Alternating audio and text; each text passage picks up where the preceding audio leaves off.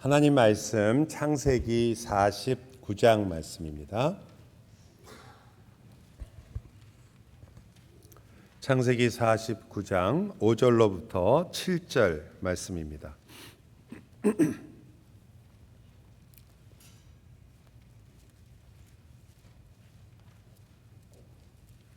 하나님의 말씀을 귀 기울여 들으시기 바랍니다. 시므온과 레위는 형제요, 그들의 칼은 폭력의 도구로다. 내 호나 그들의 모의에 상관하지 말지어다. 내 영광아 그들의 집회에 참여하지 말지어다.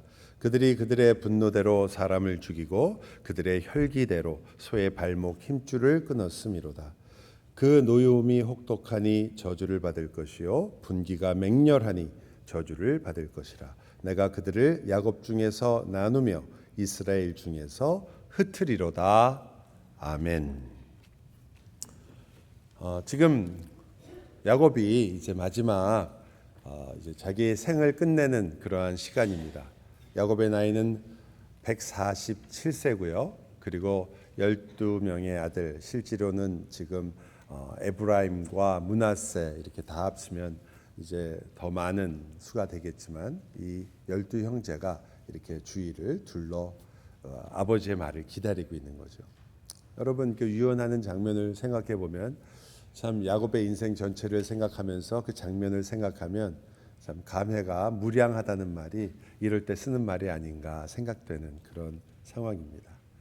그런데 이 야곱이 이 처음에 루벤에게 첫 아들인 루벤에게 이제 자기의 유언을 전합니다. 성경은 그것을 앞으로 될 일들이라고 이렇게도 표현했습니다. 그러니까 예언과 같은 말을 하는 거죠. 근데 우리가 그 말을 처음에 들었을 때 이게 과연 어떤 말인가 좀 헷갈리는 말이어서 제가 여러분에게 여기 있는 내용들을 이해하고 확실하게 해석하기 위해서는 28절의 말씀이 중요하다고 말씀을 드렸죠. 그 28절은 이스라엘의 12지파라, 이들이 다 12지파라, 이와 같이 그들의 아버지가 야곱이죠, 그들에게 말하고 그들에게 축복하였다, 이렇게 말합니다. 그러니까 여기 나오는 이 야곱의 말들은 축복이에요, 저주예요? 축복이란 말이죠. 그런데 오늘 여러분이 읽은 그 부분에 축복이라는 단어가 많이 나오세요? 저주 같은 단어가 많이 나와요? 그죠? 근데 이걸 축복이라고 얘기한단 말이에요. 지금 성경이 이걸 해석하고 있는데 시므온과 레위에 대해서 야곱이 전혀 축복하는 것 같지 않은데 성경은 이것을 축복이라고 얘기합니다. 여러분이 꼭 기억해야 됩니다. 이 구절을 우리가 그저 읽으면서 보이는 대로만 해석해서는 안 되는구나를 미리 조금 생각을 하셔야 되죠. 그리고 단순하게 저주를 말하는 게 아니라 우리가 되게 이거는 우리는 성경을 이제 따로따로 분리해서 해석하는 습관이 있기 때문에 뒤에서 축복이라고 나왔어도 앞에 나오는 이야기는 저주니까 또 저주로 해석하고 또 그전에는 또 축복이니까 축복으로 해석하고 이렇게 하더라도 여러분이 이렇게 짧게 문장을 나누면 나름대로 의미가 있거든요. 거기서 배울 만한 게 있어요. 짧게 나눠도. 그렇기 때문에 조그맣게 나눈 부분을 이 진짜 교훈이라고 생각하고 우리가 이렇게 이해를 하는 경우가 생겨요. 참 하나님의 은혜 때문에 그렇게 이해를 하더라도 주님께서 성경의 전체적인 우리가 알고 있는 교훈과 어긋나지 않게 하셔서 우리를 은혜롭게 대한다는 것은 참 감사한 일이지만 저희는 게을러서 그런 말씀을 그냥 대충 읽어서는 안 되고 이 말씀이 정말 진짜 문맥 속에서 어떠한 의미인지를 바로 알아서 그 말씀을 해석하는 게 중요하죠. 다시 말하면 시므온과 레위는 잘못한 사람들이고 우리는 다시는 잘못하지 말자 이렇게 여러분이 생각하기 쉽지만 전체가 축복이라면 우리는 이것이 신자들에게 주는 하나님의 경고성 축복이 되는 거죠. 그리고 신자들의 삶 속에서 우리가 무엇을 부딪히고 살 것인가를 보여주는 거예요. 12명의 이스라엘을 이루는 12지파들은 사실은 단순한 12지파가 아니라 처음으로 모두가 다 약속의 자녀에 들어온 사람들입니다. 그러니까 약속의 자녀인 이스라엘은 어떻게 사는가? 그들이 겪는 문제는 무엇인가? 우리가 지금 이 성도로서 사는 것과 비슷하다고 말씀을 드렸습니다. 그래서 이 시므온과 레위의 이야기를 보면은 우리가 비록 예수를 믿고 하나님의 자녀가 되었으며 약속의 자녀이지만 끈질기게 우리를 붙잡고 있는 죄의 모습이 있구나. 그리고 그것들을 지금 야곱을 통해서 하나님께서 우리의 모습도 다루시기를 원하시는 거다.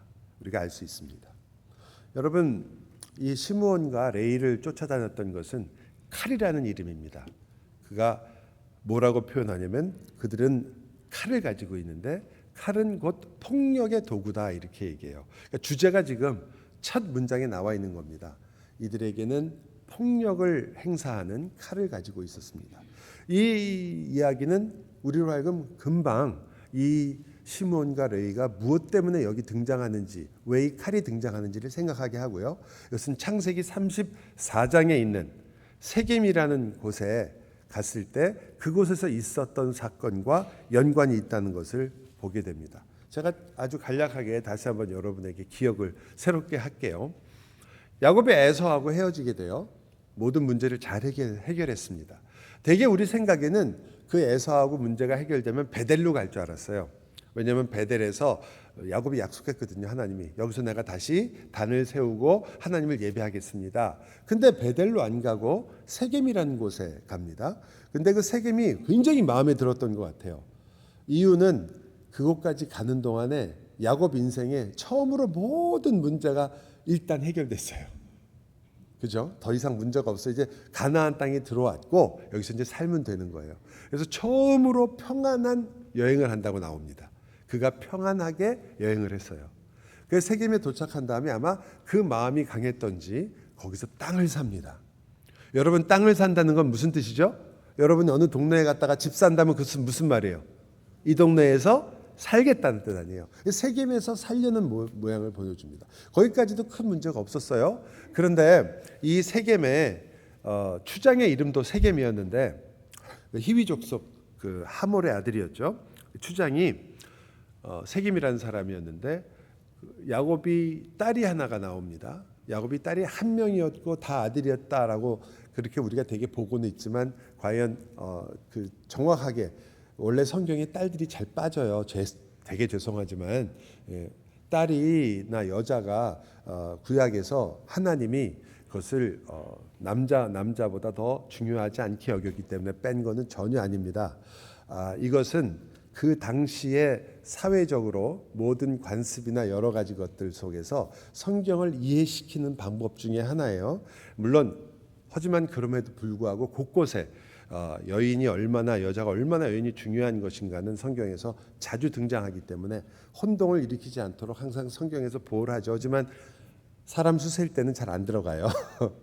네. 왜냐하면 전쟁이 중요하거든요. 이때는 남자가 전쟁할 수 있는 남자의 숫자가 중요했기 때문에 여성을 우습게 여겨서가 아니라 중요하게 여겼습니다. 여러분, 성경은 보면 여성에 대해서 우리가 한번 또 기회가 있으면 성경의 여성들을 함께 살펴볼 기회가 되겠지만 더 어떤 과거의 그 시대 고대 사회의 글로서는 상상을 불허하는 여성에 대한 이야기가 많이 있는 책이니까요. 제가 왜 갑자기 여성의 편을 들어서 얘기를 하느냐? 다 이게 남자들도 살아야 되니까 그런 거겠죠. 여러분, 하필 딸이었던 디나가 밖에 나왔다가 세겜의 눈에 띄게 됩니다. 추장이에요. 뭐든지 마음대로 할 수 있는 사람이고 그리고 지금 밖에서 들어온 나그네들입니다. 그러니까 뭐 여러분이 리브가하고 그리고 저기 사라의 경우를 봐도 그냥 결혼만 안 했으면 그냥 데려가는 거예요, 막 마음대로. 당시 가나안 족속들의 사회 속에서 이런 것은 너무나 당연한 일이었던 것 같습니다.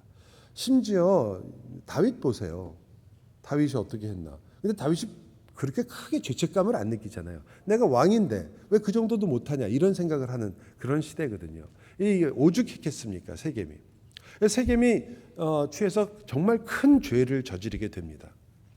그런데 그 다음 반응이 우리가 생각하는 거랑은 달라요.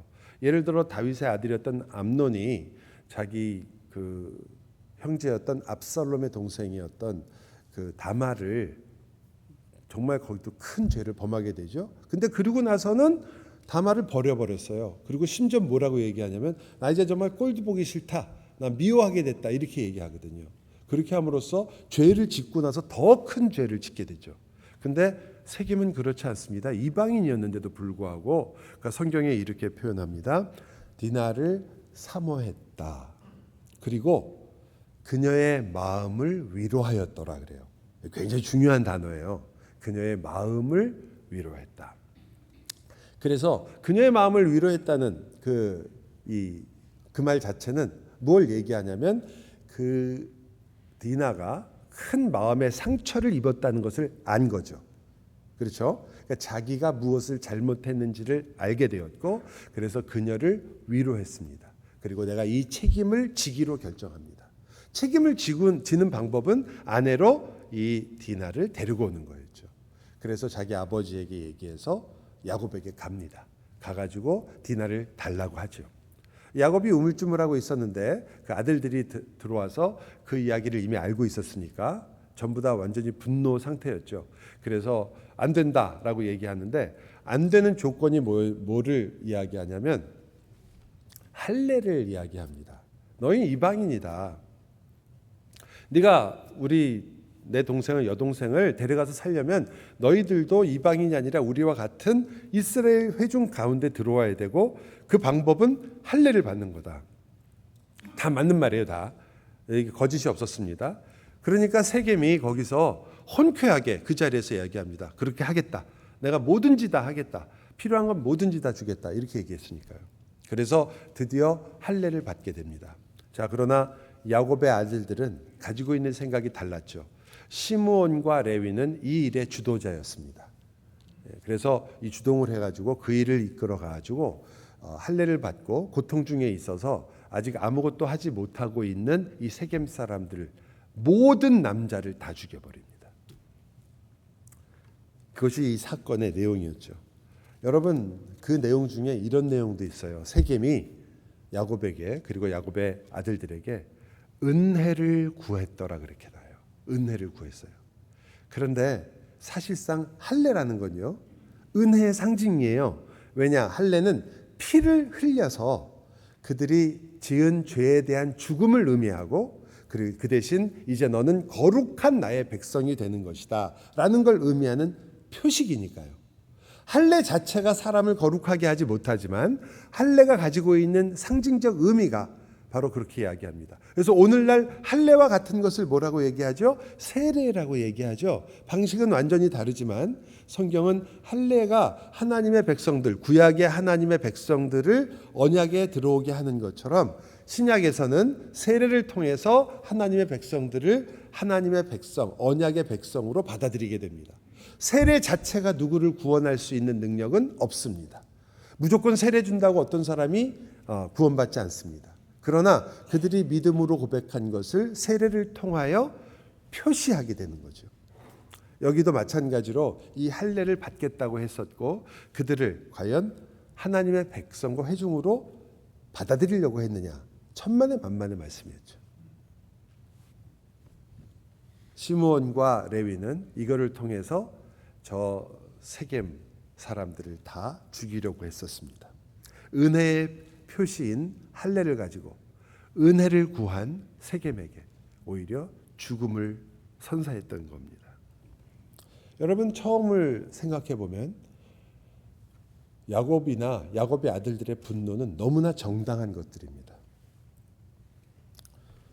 그런데 어떤 시기에 일이 점점 생겨나냐면 이들이 자기의 분노에 점점 빠지는 모습을 보여주죠. 분노가 그들의 마음을 삼키게 됩니다. 자기들은 지금 정당한 일을 하고 있다는 것 때문에 그들은 자기의 마음속에 정당하다는 생각을 가득 채우고 있어서 나중에는 자기의 폭력까지도 정당화시키기 시작합니다. 근데 그런 일이 사실상 우리 모두도 비슷하죠. 우리가 처음에는 정당하게 화를 낼 때가 많아요. 저 사람이 잘못했다라고 생각할 수 있고 정말로 잘못했으니까요. 하지만 그것 때문에 화가 나요. 화가 나면 화가 화를 키우죠. 그래서 어떻게 됩니까? 화에 빠지게 되고 그러면은 저 사람에게 복수할 수 있는 정당성을 확보하고 싶어집니다. 그러기 위해서 여러 가지 정당화할 이야기들을 자꾸 만들어내기 시작하죠. 그래서 그 사람을 어떻게 벌을 주는 모든 방법이 당연한 것처럼 생각하기 시작합니다. 왜? 우리가 분노했으니까요. 시므온과 레위가 그랬어요. 그들은 결국 자기의 폭력을 정당화했고 그래서 모든 남자를 죽였습니다. 시므온과 레위의 칼은 원래는 사실은 그들에게 할례를 행하는 칼처럼 피를 흘리고 그들을 살려줘야 되는 거였는데 근데 도리어 이들은 죽이는 피를 흘리는 칼로 썼던 겁니다. 여기서 중요한 사실을 알 수 있죠. 여러분 신자는 분노할 수 있느냐 화내도 되느냐 거룩한 분노가 있습니다. 그 거룩한 분노는 그러나 우리가 지금 말하는 분노와 완전히 다른데 왜 그러냐면 그 거룩한 분노는 상대방이 죄를 깨닫고 그리고 돌이키기를 바라고 생명을 얻기를 원하는 분노이기 때문입니다. 분노의 모습은 비슷해요. 화를 내는 조건도 비슷합니다. 상당히 정당한 이유도 어떤 때는 비슷할 때가 있습니다. 그러나 그 마음과 목적이 완전히 다르죠. 어떻게 하기 위해서요? 거룩한 분노는 살리기 위한 분노입니다.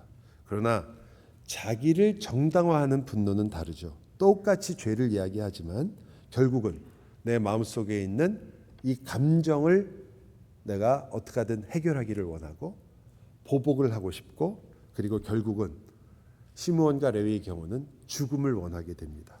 상대방이 망해야 마음이 편한 거죠. 상대방이 돌이키면 오히려 화가 납니다. 그게 요나의 분노였죠. 하나님께서 어떻게 얘기하셨어요? 그래서 너 지금 정신이 있느냐 없느냐. 왜? 요나가 가서 회개하라고 그랬더니 진짜로 회개를 해버린 거예요. 이 니네 사람들이. 그러니까 요나가 뭐라 그래요? 아 주님 놀랍습니다. 하나님의 영광을 돌리겠습니다. 이런 게 아니라 그랬죠. 내가 얘기했잖아요. 하나님 내가 여기 안 오겠다고. 저들이 저렇게 회개하고 다시 돌아와가지고 하나님의 은혜를 받고 죽지 않는 거 난 그거 도저히 못 보겠습니다. 무슨 마음이죠?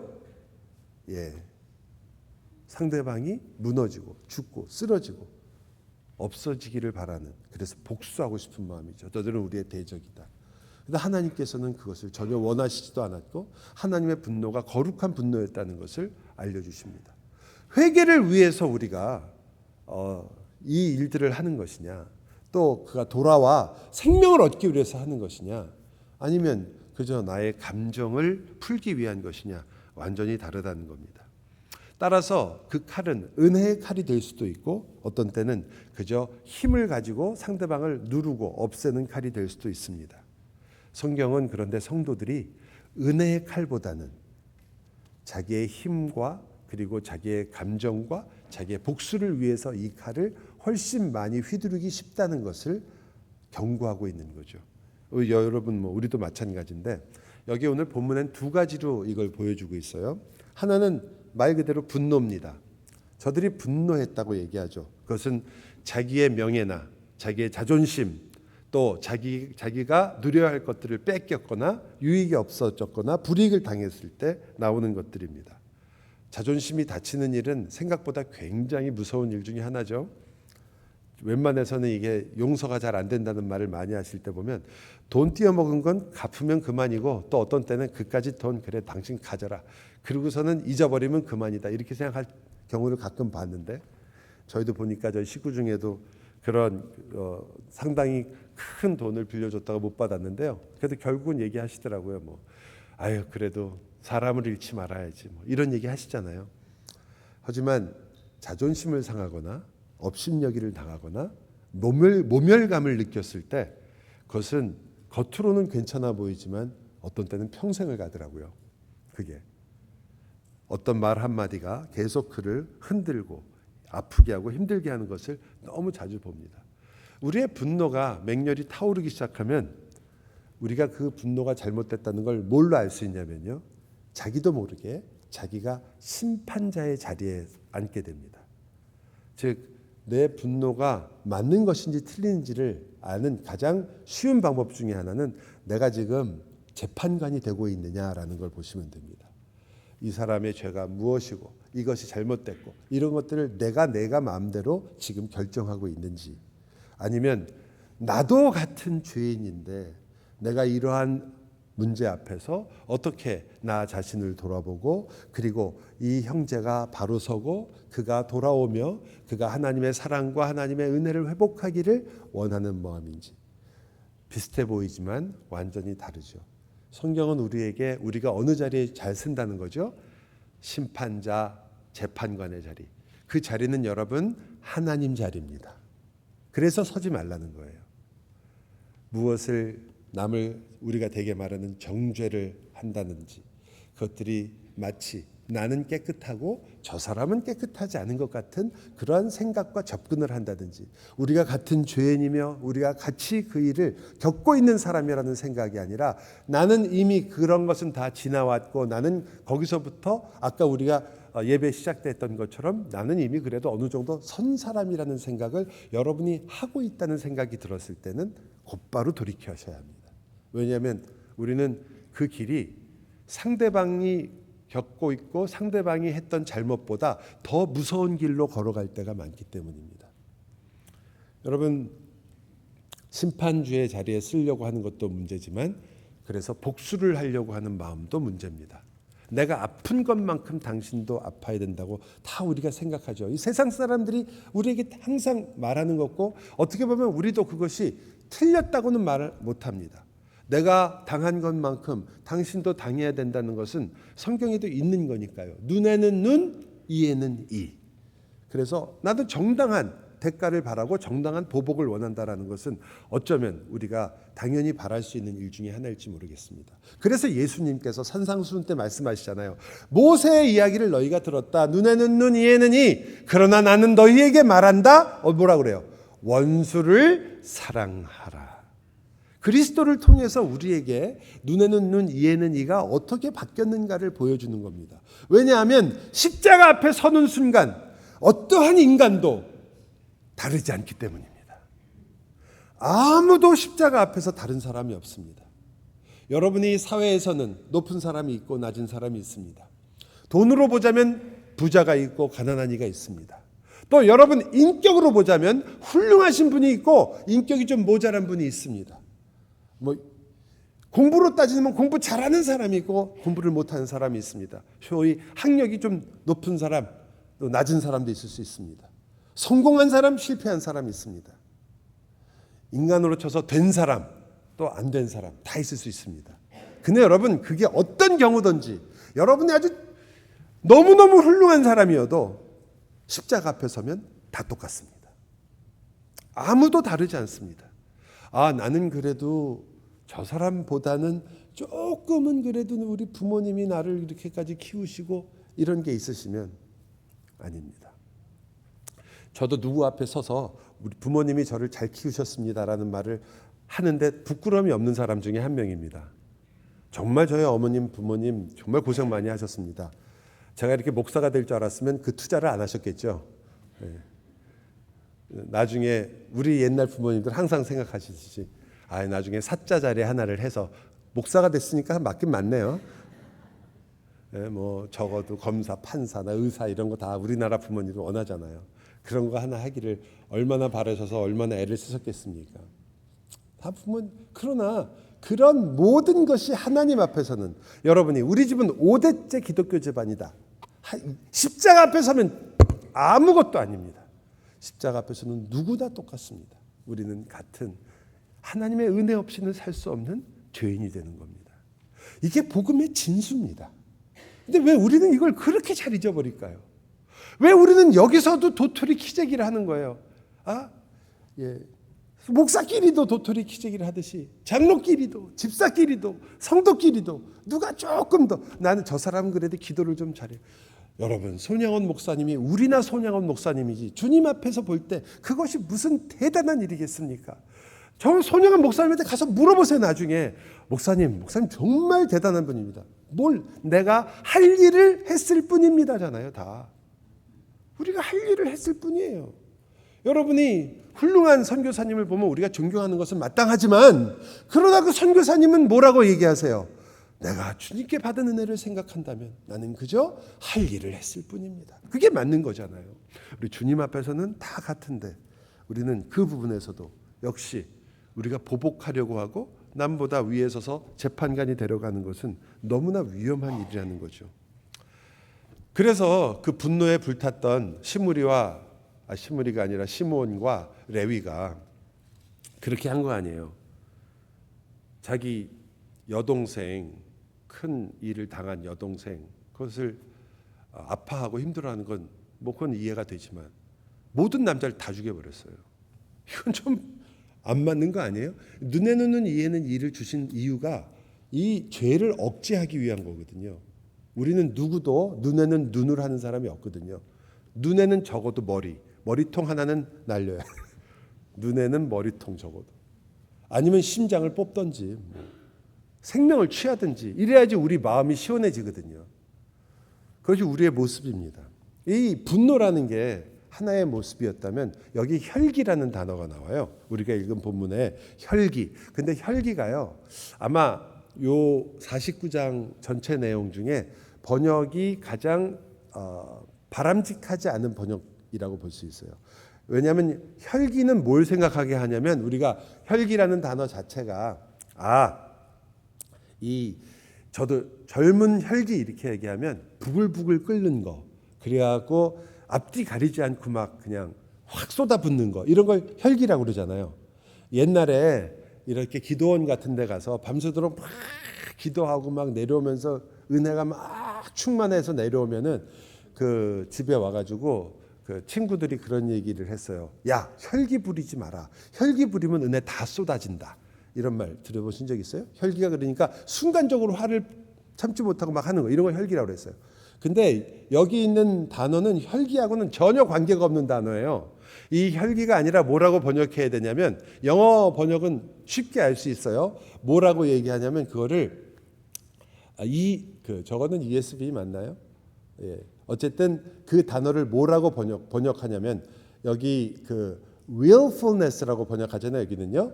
in their willfulness. 자기의 그 의지를 가지고라고 이렇게 얘기하는데 사실은 많은 경우에 뭐라고 얘기하냐면 마치 스포츠를 하듯이라는 뜻이에요. 장난삼아. 그래서 우리 성경 중에 새 번역에서는 장난삼아라고 번역을 했어요. 그러니까 이 소의 뒤에 다리에 힘줄을 끊었는데 그거를 스포츠 하듯이 재미로 했다는 거예요. 즐거워했다는 거죠. 무서운 단어예요. 즉 우리가 처음엔 분노로 시작합니다. 분노 무섭죠. 생명을 파괴하는 일이니까요. 하지만 처음에 분노는 정의로울 때도 있어요. 정당한 일에 의해서 분노를 하니까. 하지만 점점 이것이 즐기는 일이 되기 시작합니다. 즐긴다는 건 무슨 뜻이냐면 여러분도 다 경험하셨을 거예요. 어떤 사람이 잘못했어요. 처음에는 정당하게 이건 그렇게 하면 안 된다라고 얘기하지만 점점 그 얘기를 할수록 그 사람에게 얘기하지 않고 또 누구한테 얘기해요? 옆 사람하고 얘기하게 되죠. 그 옆 사람하고 얘기하면서 우리 중고등학생 언어로 사람을 씹기 시작하죠. 그죠? 그래서 이 사람이 어떻고 저 사람이 어떻고. 근데 그게 세상에서 가장 맛있는 껌이에요. 그죠? 다른 사람의 문제나 다른 사람의 사정이나 다른 사람의 일을 그것도 별로 좋지 않은 것을 계속해서 남하고 얘기하는 게 제일 재밌는 것 중에 하나니까요. 물론 우리 인간의 죄의 본성 때문에 그런 일을 하지만 여러분 저희가 예수를 믿고 나서 만약 그러한 일을 하면 어쩌면 우리는 죄보다 더 큰 죄를 짓는 것과 마찬가지죠. 분명히 성경에서는 너희가 가시핑을 하거나 상대를 욕하거나 깎아내리는 일은 죄라고 분명하게 얘기하니까요. 그것은 사실은 그 사람이 지은 죄보다 더 클 때도 있습니다. 여러분 세상 사람들도 그렇게 안 하잖아요. 세상 사람들도 이렇게 하라고 얘기하잖아요. 누가 와서 다른 사람 욕을 너한테 하면 그리고 그 얘기를 하면서 왜냐하면 혼자서 남을 욕하는 건 재미도 없거니와 누군가가 맞장구를 쳐줘야 이게 진짜로 이게 씹는 맛이 나잖아요. 그러니까 꼭 와서 얘기하는 거예요. 너한테만 얘기하는데 얘가 이렇고 제가 저렇고 막 얘기를 한단 말이에요. 이 사람이 이렇고 얼마나 무서운 일인지 모르고 얘기를 해요. 둘이서 재밌게 얘기를 하게 되잖아요. 근데 세상에서도 뭐라고 얘기하냐면 그럴 땐 그렇게 하지 말아라. 상대방이 와서 나한테 와서 누군가 욕을 하면 어떻게 하라고 그래요? 당신 이런 얘기를 나한테 하는 걸 허락을 저 사람한테 받았냐? 만약에 허락을 받지 않았다면 나는 그 얘기를 더 이상은 듣고 싶지 않다. 나와는 관계가 없다. 이렇게 얘기하라고. 그렇게 저 고등학교 때 바른사가 아니라 윤리 시간에 배웠는데요. 이렇게 하라고. 다른 사람 욕을 하면 안 된다고. 아니 세상만도 못할 수는 없잖아요. 우리가요. 교회가. 근데 교회는 오히려 그것을 더 마치 정의로운 분노인 것처럼 한단 말이에요. 그것은 다시 말씀드리지만 여러분의 마음을 잠시 쾌락에 빠지게 하지만 이 구절을 꼭 생각하세요. 저들은 분노를 통해서 자기의 쾌락을, 자기의 즐거움을 추구하는구나. 즐거운 마음으로 여러분이 그 말을 할 때마다 그 사람을 죽이고 있거든요. 성경이 얘기하죠. 예수님이요. 여러분은 지금 누구를 욕하는 순간 그 사람을 살인하는 것과 마찬가지예요. 그 일을 하면서도 마음에 전혀 아무런 것이 없다면 여러분 다시 한번 우리가 또 돌이켜야 되는 거예요. 우리가 그런 실수를 하죠. 우리가 그런 일을 빠질 수 있습니다. 그러나 그렇게 살아서는 안 된다. 왜? 여기 있는 것처럼 이것은 즐길 일이 아니다. 이것은 즐거워할 일이 아니기 때문입니다. 더 나아가서 이 힘이라는 것을 즐기기 시작하면요. 이제 내가 정당하기 때문에 힘이 있다고 생각해요. 내가 틀리지 않았다는 거. 그 사실이 그 힘이 돼가지고 그것을 붙잡고 그 다음에는 어마어마한 살을 붙이기 시작하는데 그 교회를 섬길 때도 이 일이 항상 나타나죠. 그래서 교회를 섬기기 위해서 하나님께서 직분을 주셨는데 그 직분을 하나님이 교회를 섬기라고 주신 것을 어떻게 쓰나요? 오히려 교회가 그 직분자를 섬기게 만드는 거예요. 안 섬기면 어때요? 기분이 나쁜 거예요.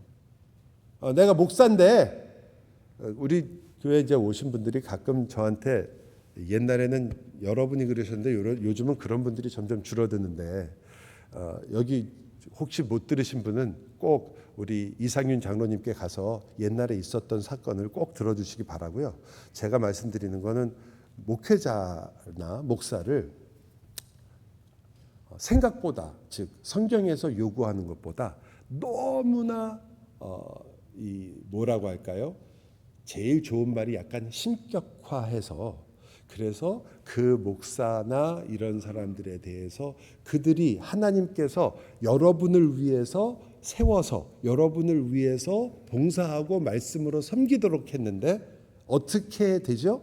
점점 목사를 더 많이 섬기면 그게 어디서 온 건지 아시죠? 목사를 바르게 존경하는 방식은 성경에 있어요. 그러나 여러분이 많이 섬기는 방식들은 어떤 방식이냐면 여러분이 옛날부터 해왔던 동네에 계시는 그 무당이나 혹은 여러분이 만났던 그 아주 용한 점쟁이나 혹은 혹시라도 저 사람이 하나님한테 나 나쁘게 말하면 끝장이 날까봐 걱정하는 사람을 만나듯이 한단 말이에요. 여러분은 목사를 통해서 하나님을 만나지 않습니다. 절대. 하나님께서 여러분을 찾아오셨고요. 목사는 여러분이 그 하나님을 조금 더 알도록 하기 위해서 하나님께서 여러분을 섬기라고 보낸 겁니다. 그 위치가 바뀌게 되면 목사는 간덩이가 붙게 됩니다. 그리고 간덩이가 부은 목사는 매우 위험합니다. 무서운 게 없어요. 가뜩이나 신앙이 좋잖아요. 죽으면 천국 간다는 확신이 강하기 때문에 물불을 안 가립니다. 뭐 죽으면 천국 가면 되지 뭐. 그리고 엄청난 일을 할 수 있어요. 그러니까 여러분 절대 이 문제를 쉽게 보지 마시고 항상 이것이 있어야 되는구나. 이것이 저한테 불리하다는 것을 너무 잘 압니다. 하지만 여러분에게도 불리하다는 걸 생각해 주세요. 여러분이 만약 이 하나님의 말씀 속에서 정말 올바른 존경과 사랑을 보여주지 않으면 그것도 역시 여러분에게 하나님께서 기뻐하신 일이 아니기 때문입니다. 동시에 여러분이 그 사람을 하나님이 우리에게 주신 섬기는 자로서 대우한 것이 아니라 오히려 마치 하나님과 나 사이에 중간에 있는 어떤 중매 혹은 중간에 있는 사람처럼 어떤 이상한 제사장처럼 여러분께서 생각하시고 있다면 그것은 빨리 깨뜨려야 하는 일입니다. 여러분, 그러한 일들을 우리가 많이 보게 되는 거죠. 힘을 가지기 시작했기 때문입니다. 교회에서 자꾸 목사에게 힘을 주는 것도 나쁜 거예요. 목사는 말씀을 전하고 그 말씀을 전하는 일에 같이 장로님들과 의논해서 일을 하는 건데, 여러분이 자꾸 목사에게 자꾸 힘을 주면 목사는 그 힘에 취하게 되고 그 일을 하게 되는 거죠. 그러나 이제 목사에 대해서는 이만큼 됐으니까 그보다 훨씬 많은 것은 우리가 교회에서 잘 조심해야 될 것 중에 하나는 자기가 가진 것이 있는 사람들입니다. 그것이 재물이 됐건, 혹은 자기의 실력이 됐건, 혹은 자기의 경력이 됐건, 혹은 성공이 됐건, 이런 것들이 힘이 되기 시작하면 교회에서 무례해지기 시작합니다. 그리고 그것은 여러분의 신앙에 전혀 도움이 되지 않죠. 이런 것들은 다 동의하기가 쉬운데, 하지만 지금부터 말씀드리는 것은 힘이 될 수 있는 것이긴 하지만 설마 했던 것들일 거예요. 여러분이 가지고 있는 성경 지식도 힘이 될 수 있습니다. 기도하고 있는 나도 힘이 될 수 있습니다. 놀라지 마세요. 심지어 여러분의 믿음도 여러분의 힘이 되어서 폭력이 될 수 있습니다. 여러분, 믿음이라는 단어가 어떤 단어인가요? 믿음이란 내가 힘이 없고 나는 약하기 때문에 하나님을 의지합니다라는 게 믿음 아니에요? 그런데 그 정의와 반대되는 게 우리에게 생기는 거예요. 그게 뭡니까? 내가 가지고 있는 믿음이 내 실력이 되는 거예요. 내가 이만큼 오래 믿었다가 실력이 되는 거예요. 내가 그래도 나는 이만큼 확신하고 있다가 내 실력이 되는 거예요. 하나님, 똑같은 말씀을 들었는데 내가 이 말씀을 깨닫게 해주시고 그 말씀 때문에 내가 감동을 받게 해주시고 내 마음의 변화를 추구하게 하시고 하나님을 조금 더 알게 하시니 너무 감사합니다. 나 같은 죄인에게 오신 그 주님 고맙습니다. 이렇게 가는 것이 아니라, 이 귀한 말씀을 나는 깨달았는데 쟤들은 왜 이렇게 모르는 거야? 찔리죠? 어떻게 이 말씀을, 이 주옥 같은 말씀을 깨닫지 못할까? 걱정하지 마세요. 성령 하나님께서 역사하시는 거지 여러분이 그렇게 안타까워하지 않으셔도 돼요. 그러나 그 마음 깊은 곳에 어쩌면 우리는 나는 다른 사람보다 더 좋은 신앙을 갖고 있다라는 마음이 있는 거죠. 나는 이런 것도 하고 저런 것도 하고 있다.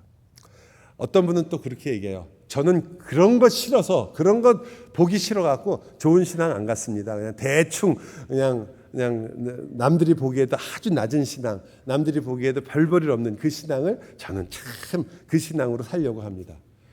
여러분, 남들이 별 볼일 없다고 하는 신앙으로 사는 일, 그리고 나의 신앙을 전혀 관심이 없는 일, 그리고 내 신앙이 앞으로 나갈 걸 생각하지 않는 일, 그래서 성경 공부도 좀 적게 하고 기도도 적게 하고 그래서 하나님과 가까이 가는 것을 적게 하는 일, 아주 똑똑하신 것 같지만, 그러나 그 여러분이 보는 손해는 제가 말 안 해도 다 아실 겁니다. 여러분이 애를 쓸 때 주님께 가까이 가고 싶은 마음이 여러분 안에 있었던 시절을 다 기억하실 거예요. 그때 그 시간을 놓쳤을 때 여러분이 얼마나 많은 손해를 보셨는지 아시잖아요. 근데 왜 같은 일을 또 반복하려고 하세요? 반대입니다. 여러분, 우리는 우리의 마음을 정말 살펴야 돼요. 특히 저희 교회 같은 경우 아주 중요합니다. 왜냐하면 모두가 다 바른 신앙을 원하기 때문이죠. 그때 이 질문을 꼭 하세요. 나는 왜 바른 신앙을 원할까? 나는 그 바른 신앙으로 뭘 하려고 하는 걸까? 나는 그 바르게 안 지식을 가지고 어떤 걸 하려고 하는 건가? 그것으로 나는 무엇을 추구하고 있는가? 많은 경우에 나는 왜 바른 신앙을 원하는지 모르고 내가 바른 신앙에 갖고 있고 내가 바른 신앙을 향해 가고 있는 것 자체에 굉장히 좋아하시는 것 같아요. 아니요. 제가 오랫동안 전도사, 목사를 했는데요. 바른 신앙과 지식을 갖고 있는 분들 중에 훌륭하신 분들도 많이 만났지만 그것과는 전혀 관계없는 분들도 굉장히 많이 봤습니다. 아시는 건 너무 많고 그리고 똑바로 아시고 바르게 아세요. 하지만 같이 신앙생활을 하고 싶은 마음은 별로 없습니다. 왜 그러냐면 그들의 삶 속에서, 그리고 그들이 믿고 있는 내가 왜 바른 신앙을 이토록 평생 추구했는지에 대한 답이 없기 때문입니다. 여러분, 우리가 왜 바른 신앙을 추구합니까? 그냥 여러분이 바르면 되는 건가요? 나는 바르니까, 그래서 여러분은 정당하고, 그래서 여러분은 괜찮고. 아니요. 바른 신앙이라는 것은 내가 끊임없이 바르지 않다는 것을 아는 신앙이에요. 바른 신앙이라는 것은 내가 여전히 서지 못했다는 걸 아는 신앙이에요. 바른 신앙이란 내가 여전히 부족하며 나는 여전히 죄 속에서 허우적거리고 있으며 주님의 은혜가 단 한순간이라도 나를 떠나지 않아야 되는 그 신앙이 사실은 바른 신앙의 가장 기초 아니에요. 근데 우리는 바른 신앙을 가지고 있다는 것에 만족한다면, 내가 바른 교회를 다니고 있다는 것에 만족한다면, 여러분, 어쩌면 우리는 바른 교회에 있지 않을 겁니다. 그렇잖아요. 우리 공동체는 어쩌면 지금 우리의 방향을 잃어갈 수도 있죠. 그것은 바른 것을 잘 전수하지 못해서가 아닙니다. 여러분에게 지금부터 제가 모든 완벽한 교리를 가르치면 여러분이 변할 수 있다면 얼마나 감사하고 좋겠습니까? 여러분이 성경을 엄청 많이 알고 성경을 돌돌 외우면 여러분의 신앙과 여러분의 삶이 바른 자세가 되고 바른 신앙이 된다면 얼마나 감사하겠습니까? 아시잖아요. 그것이 다가 아니라는 것. 또 여러분은 그러면 그렇지, 우리가 배운 것대로 행동을 해야지라고 자꾸 생각하세요. 아니, 그게 아니라요. 여러분, 제가 말씀드리는 것은 여러분이 바른 지식을 알게 되면 여러분이 예수 그리스도의 마음처럼 된단 말이죠. 그리스도처럼 낮아진다고요. 말 구유로 내려가신다고요. 여러분이 과연 내가 누구인가를 안단 말이에요. 여러분이 하나님 말씀을 행해서 여러분이 좋은 신앙을 가진 사람으로 보여주고 싶으시면 여러분 중에 다 합쳐서 한두 명 외에는 안 나옵니다. 절대. 그런 신앙을 가지고 행동으로 몽땅 다 할 수 있는 사람은 정말 없어요. 제가 본 적도 별로 없어요. 한두 가지 할 뿐이에요. 예를 들어서 어려운 사람을 도와주는 일에 은사를 가지고 정말 평생을 하신 분 존경하죠. 그러나 그런 분들 집안에서 자녀들하고 문제가 생겨가지고 자녀들이 전부 다 집을 나가고 이런 건 너무 많이 봤어요. 훌륭한 목사님들 얘기 들어보세요. 자녀들이 어떻게 행동했는지. 그게 훌륭하다고 얘기해야 되는 거예요. 그러니까요. 여러분, 제발 오해하지 마세요. 여러분이 내가 얼마나 내 문제는 성경을 모르는 게 아니라 성경을 아는 것만큼 살지 못하는 거다. 아니요. 여러분은 성경을 알고 있지 않아요. 왜냐하면 성경은 뭐라고 얘기해요? 회개해라. 너의 죄가 무엇인지를 알고 네가 누구인지를 알아라. 정말 왜 예수가 필요한지, 왜 십자가가 나를 살리는 것인지, 왜 이 모든 것 속에서도 내가 하나님 앞에 끝없이 겸손해져야 되는지, 내가 왜 하나님 앞에서 어떻게 살아야 되는지, 그래서 얼만큼까지 용서할 수 있으며 얼만큼까지 나아갈 수 있으며 얼만큼까지 용납할 수 있는 자가 되는지 성경이 얘기하잖아요. 이게 행위만의 문제입니까? 아니잖아요. 우리는 복음을 명확하게 이해하지 못하는 겁니다.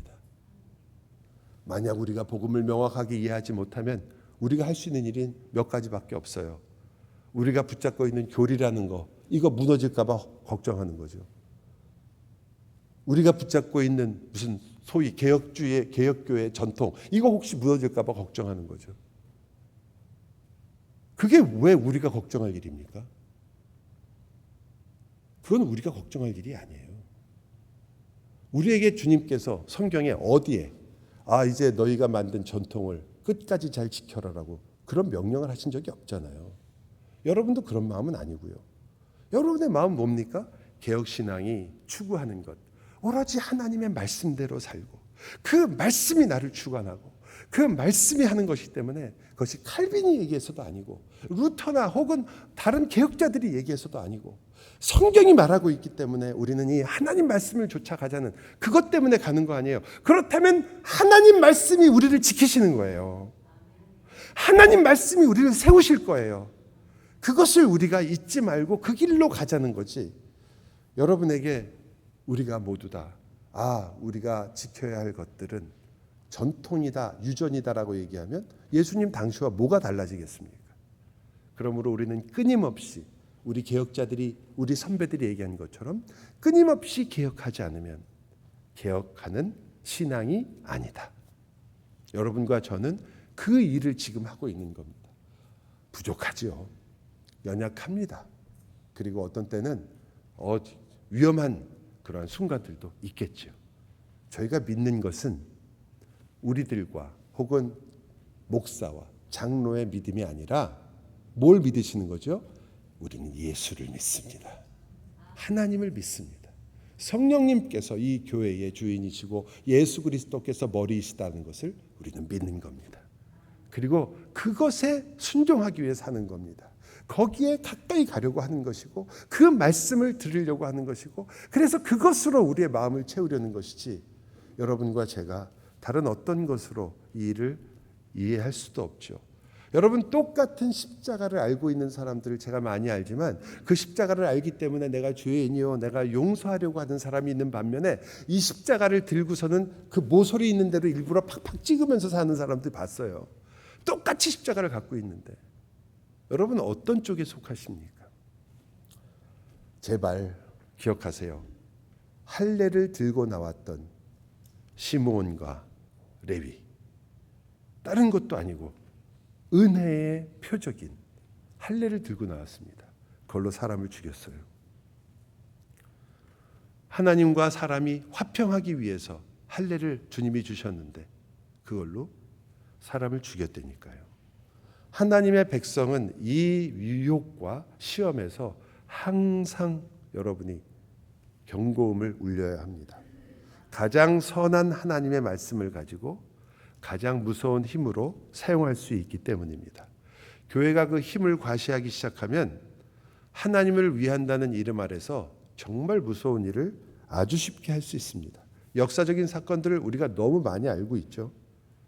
아까도 말씀드린 것처럼 성직자의 문제로 시작해서 십자군의 문제 수도 없이 많이 있을 것입니다. 마녀 사냥을 한 일도 우리가 잘 보고 있습니다.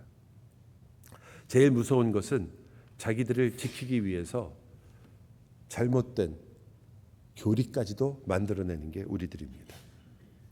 여러분 세상 끝날까지 그리고 세상 끝까지 복음을 전하라는 말씀이 얼마나 위대한 말씀입니까?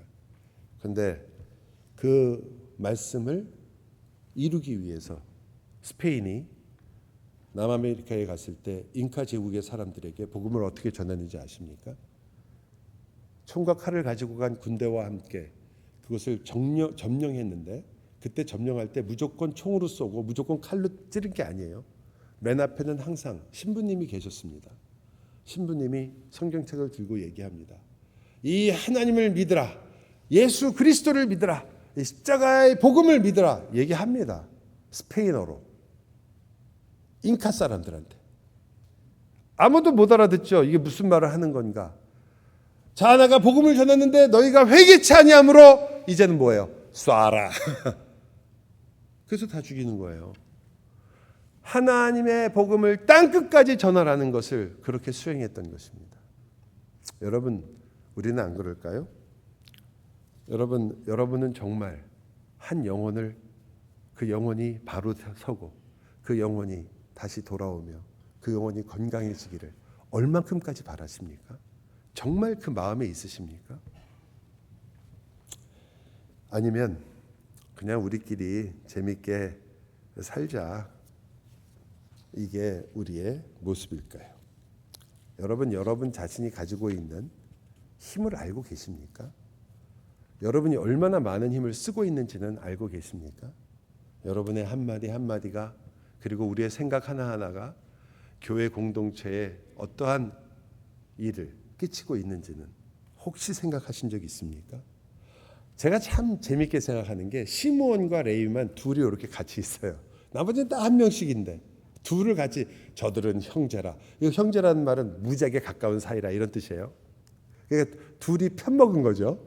그 일도 계획도 둘이 해요. 그래서 야곱이 말하기를 나는 저들의 회에는 들어가지 않는다. 저들이 모여있는 고기는 안 들어간다. 그렇게 얘기하는 거예요. 아주 꼭 둘을 했어요. 그래서 편먹는 편을 만드는 그 모습을 보여주려고 한 게 아닌가 이런 생각을 해요.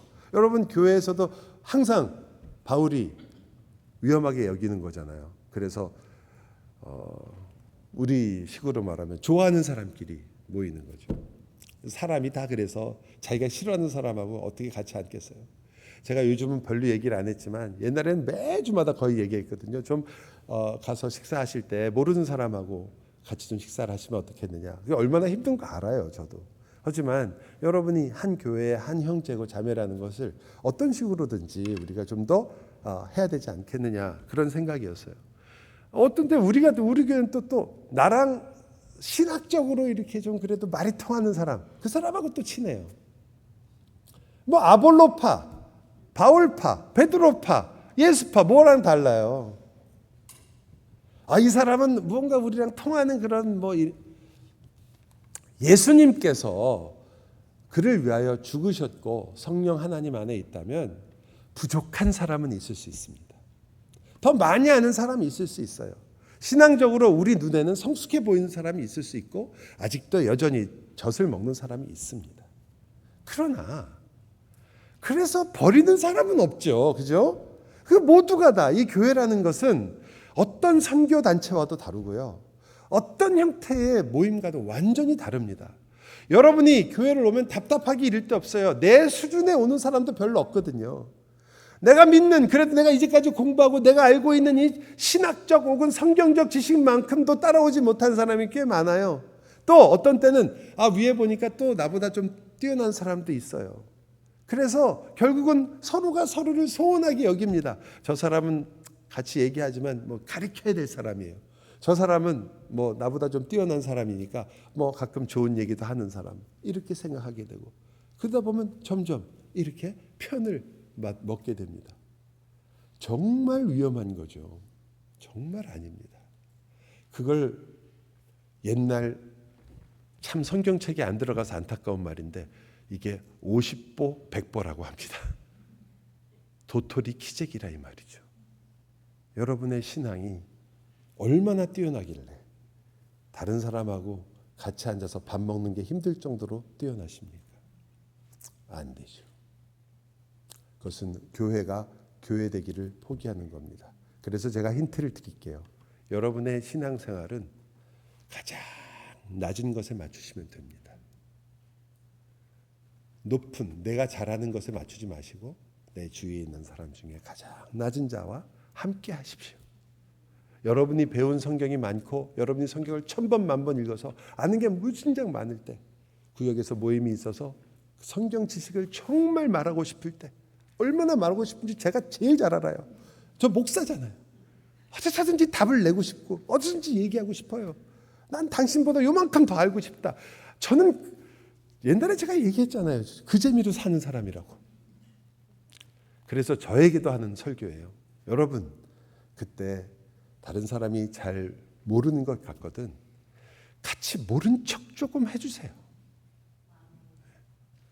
나는 아는데 넌 왜 모르냐, 이런 인상을 주지 않도록 좀 노력해 주세요. 그게 신자예요.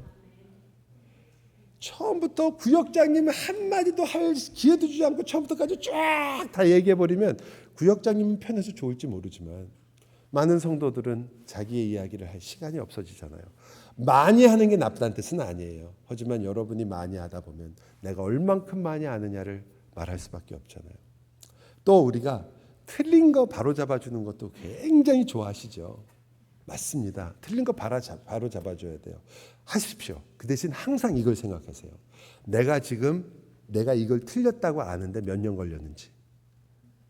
여러분도 한순간에 안 게 한 개도 없을걸요. 저도 그러니까.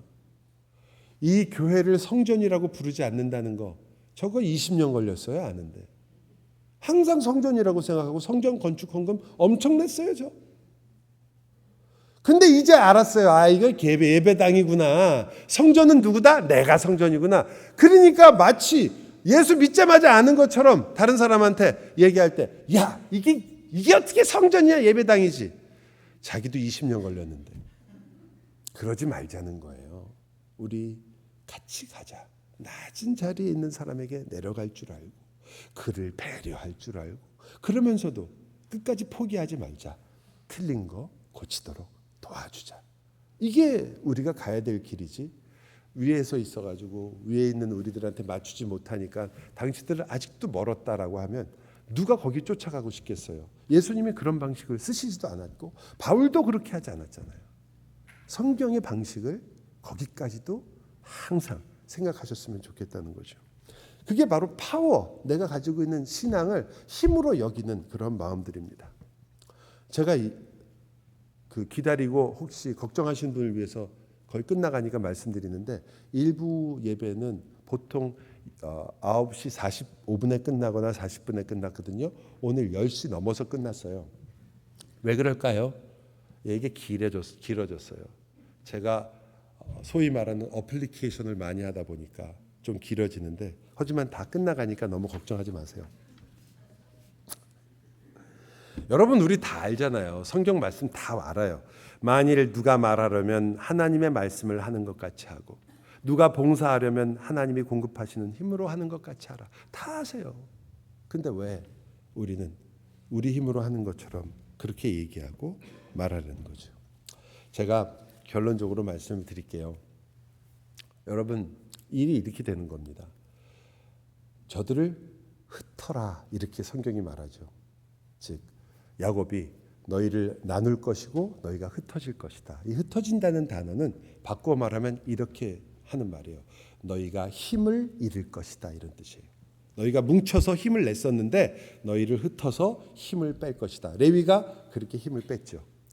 여러분, 시므온 지파는 어떻게 힘을 뺐는지 아세요? 시므온 지파가 출애굽 나올 때 6만 명이었어요. 약간 5만 7천 몇 명인가, 6만 명이었어요. 근데 가나안에 들어갈 때는 2만 2천 명, 한 2만 명 됐어요. 60%가 줄어버렸어요.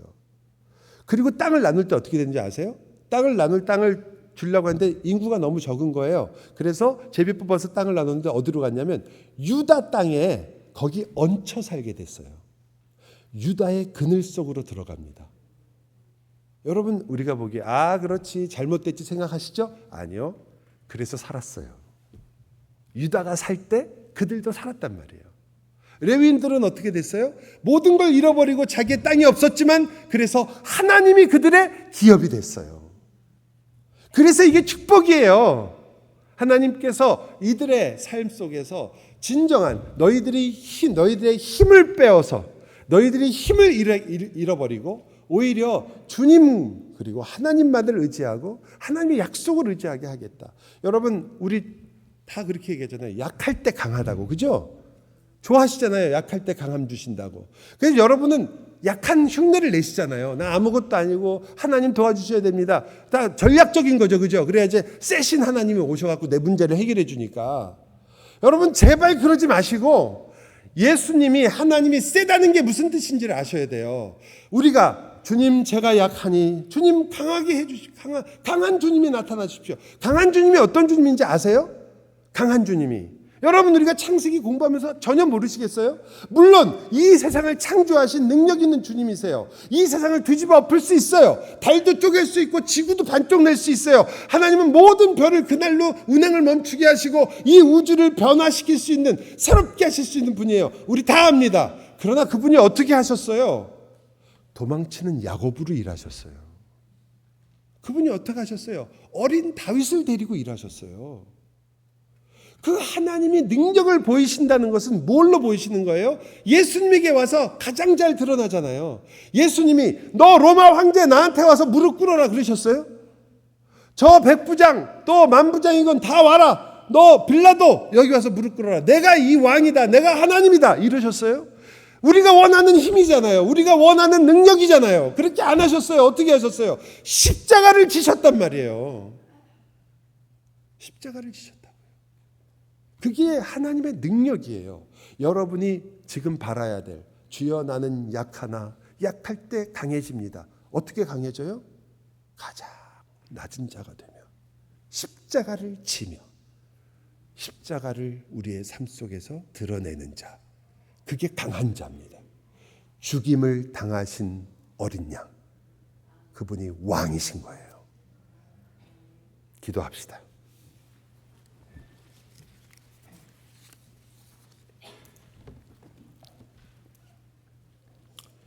주님, 우리는 여전히 기도하는 나, 거룩한 나, 잘되는 나, 심지어 믿음이 좋은 나, 그리고 약하고 힘없는 나, 이걸로 자꾸 끝나는 신앙입니다. 약하라고 했더니 약한 내가 되고, 그리고 믿음을 가지라고 했더니 믿음을 가진 나를 하나님 앞에서 세우려고 합니다. 주님, 나를 위해 기도하시는 예수님, 나를 기도하게 하시는 하나님, 나를 선한 길로 이끄시는 그리스도, 나의 분노를 위하여 탄식하시는 바로 그 성령님, 그렇게 나의 인생이 끝나게 하여 주옵소서. 내가 아니라 하나님의 이름으로 끝나게 하여 주옵소서. 예수 그리스도의 이름으로 기도하옵나이다. 아멘.